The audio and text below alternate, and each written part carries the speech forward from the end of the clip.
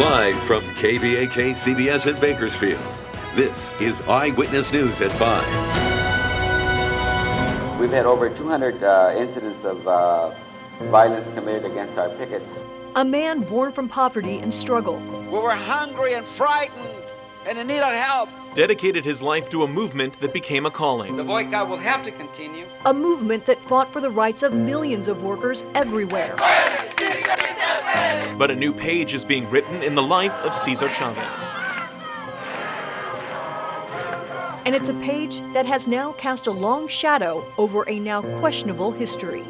See to it that justice is done.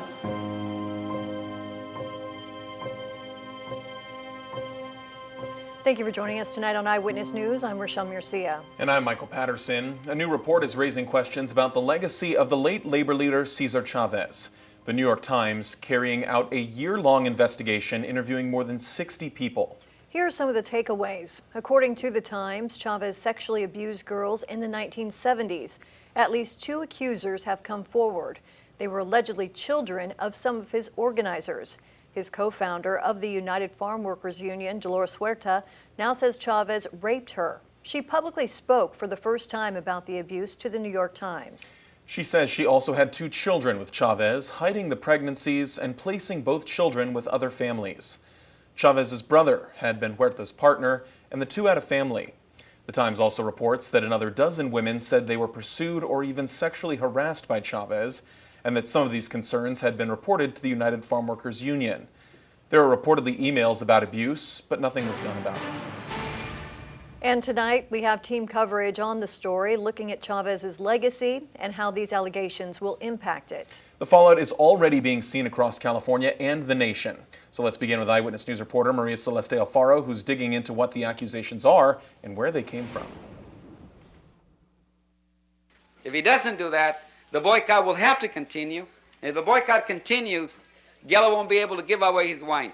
A New York Times investigation broke the news. Civil rights leader Dolores Huerta is one of several women coming forward, telling the paper they were groomed and sexually abused by towering workers' rights icon Cesar Chavez. The last 3 years of 76, 77, and 78.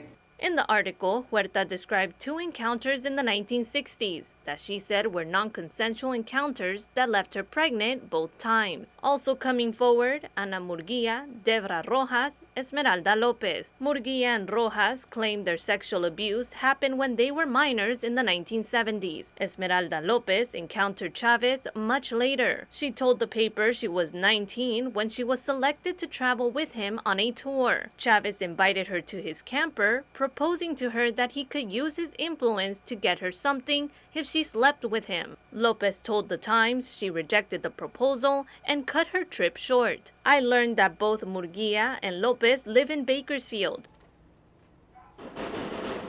I went to an address listed for Murguia to ask for an interview. Hi. Yeah, can't help you.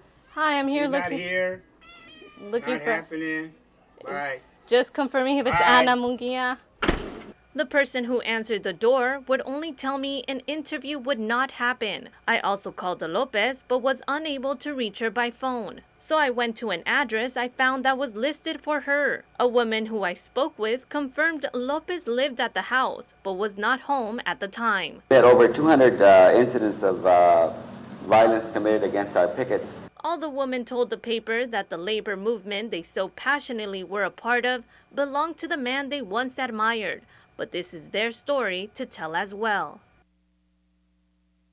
And Maria also reached out to the Dolores Huerta Foundation to ask for an interview with Dolores.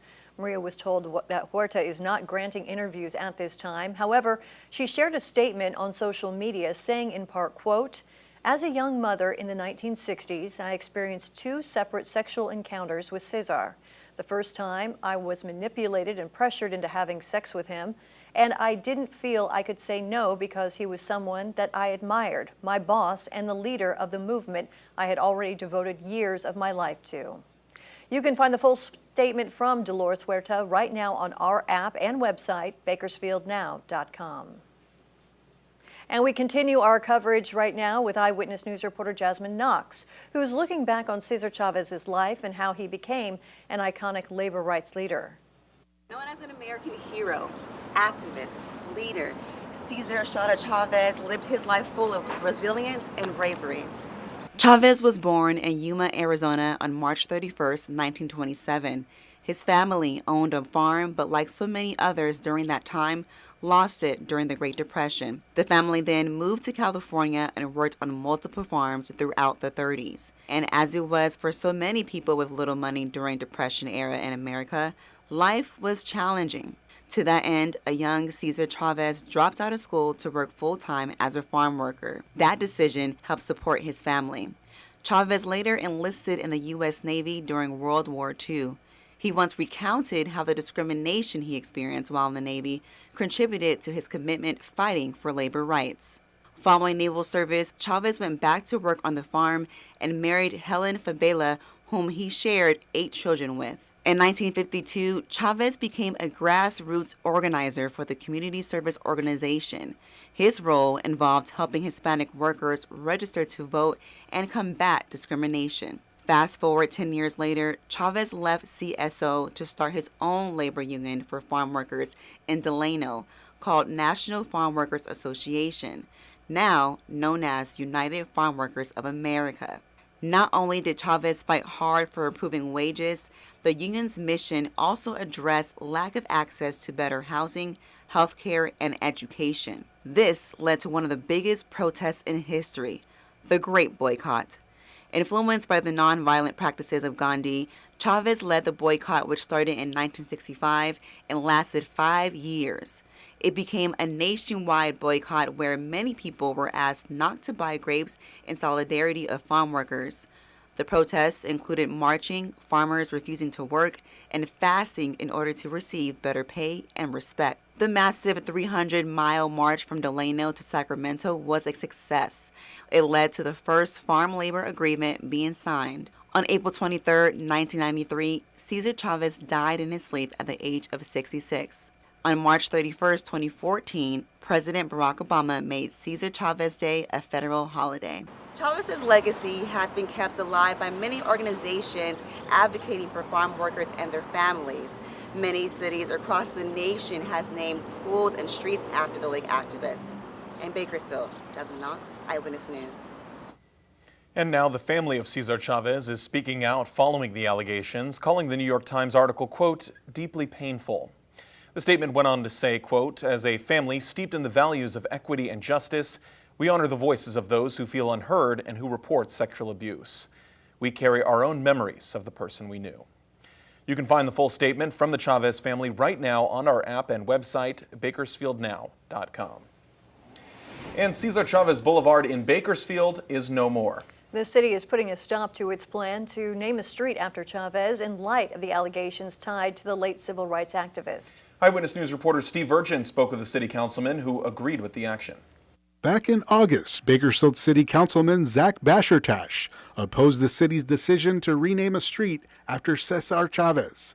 When sexual abuse allegations came out about Chavez, Bashertash knew what was needed. Well, immediately when I saw the allegations, I began to formulate a plan to try and get that rescinded. But fortunately enough, there was some common sense and some individuals, they decided to do that. Bakersfield Mayor Karen Go sent a statement to Eyewitness News. Quote, any sexual assault, abuse, and exploitation of minors and vulnerable persons is unacceptable. I am saddened for those impacted. A New York Times article refers to a woman who said she was sexually abused by Chavez. She says she recently learned that the city had planned to rename a street after her alleged abuser. But the city sent a statement Wednesday morning. Quote, the city of Bakersfield has become aware of allegations regarding Cesar Chavez during his time as the president of the United Farm Workers of America. In light of these allegations, the city will be terminating efforts to rename a street for Cesar Chavez. It frightens me thinking of how close we were to naming an entire, wasting taxpayer money, millions of dollars on naming an entire streetscape after someone that harmed people, someone that was a pedophile. It frightens me as a father to my core that we were going to waste taxpayer money on something like that. Bashertash was one of 3 councilmen who opposed the decision in August. He said he was against it because of fiscal reasons, and he disagreed with some of Chavez's stances. He also has an idea for the downtown mural of Chavez. I think they should paint over it as quick as possible. And with the accusations surrounding Cesar Chavez, many are questioning how they could impact his legacy. Eyewitness News reporter Jake Schreiner spoke with a local history professor to better understand how these developments may shape public perception moving forward.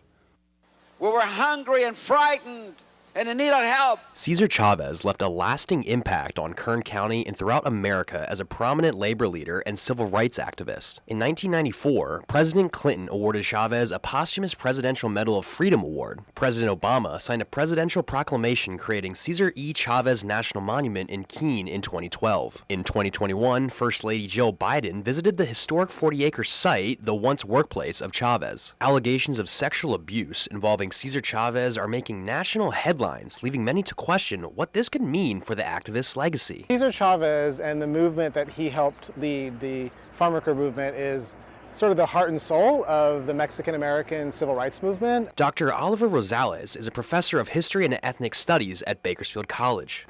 It inspired not only reforms within labor law for farm workers who had been excluded from much of the New Deal era labor legislation that protected other workers. He gave me more insight on how these recent accusations might impact Chavez's legacy. There's collectively shock. A lot of students went to Cesar Chavez High School and their parents might have been involved in the union, or they've gone to union celebrations celebrating the legacy of Chavez, and they don't necessarily know what to do with this information. Dr. Rosales says regardless of the controversy, it's important not to lose sight of the farm worker movement's lasting impact. What it underscores for me is the centrality, the importance of the farm worker movement, and how that story was always a story of a mass movement of people. It was never about an individual. It was a story of a movement of everyday people who made history.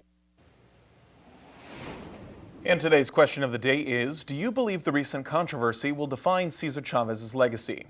You can weigh in by scanning the QR code you see on your screen now and tapping on the link, or just head on over to our website, bakersfieldnow.com/question. In our 6 o'clock hour, we'll take a look at the latest results. And again, we will be continuing to track this developing story throughout the night. For updates and our full coverage, follow us on air and online at bakersfieldnow.com. You can also download the Bakersfield Now app onto your device.